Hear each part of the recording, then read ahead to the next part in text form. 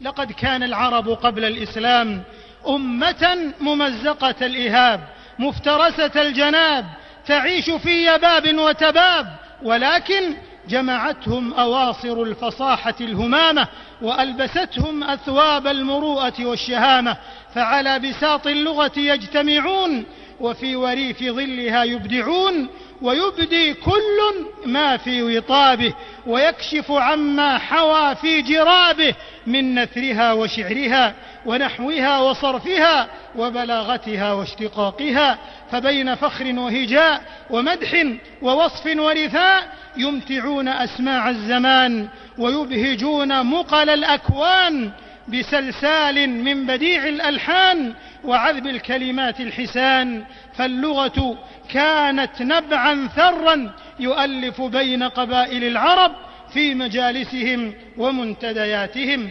سرت كالمزن يحيي كل أرض ويبهجها سهولا أو وهادا، وما للهجة الفصحى فخار إذا لم تملأ الدنيا رشادا.